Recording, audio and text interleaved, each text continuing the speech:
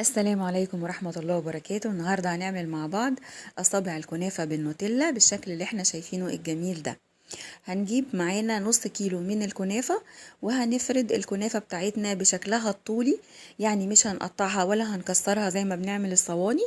هنفردها على شكل شرايط بحجم مثلا 10 سنتي، وهدهنها بالزبدة. هيكون جنبي طبق فيه زبدة بدرجة حرارة الغرفة، وهدهن بيها صوابع الكنافة بتاعتي طبعا، او الشرايط اللي انا هعملها بشكل الصوابع اللي باينة في الصورة دي.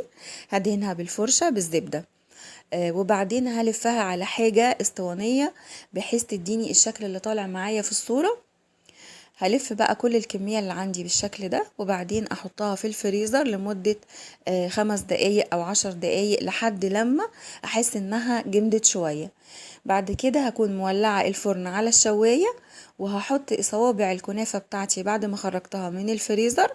هحطها في الفرن تحت الشواية لحد لما تاخد اللون الذهبي ده. هتاخد معاكي من 5 ل7 دقايق تحت الشواية، هتديكي اللون الذهبي اللي انت شايفاه في الصورة.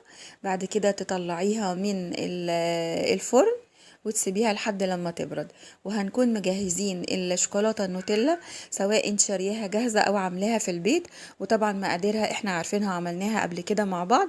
هقول لكم بسرعة المقادير بتاعة الشوكولاتة السايحة في البيت او الشوكولاتة النوتيلا. هتجيبي فنجان من الكاكاو، وقده فنجان من السكر، وفنجان من الزيت، وفنجان من اللبن.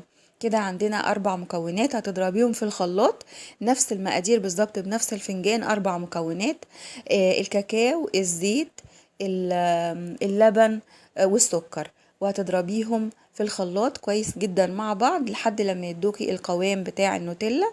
هتحشي بقى صوابع الكنافة بتاعتك لما تبرد بالنوتيلا.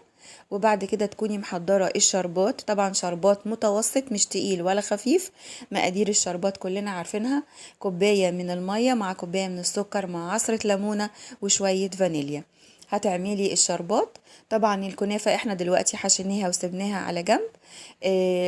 لما يجهز الشربات هتسيبيه لما يبقى دافي، وبعدين تروحي موزعاه على الكنافة، وبالهنا والشفا.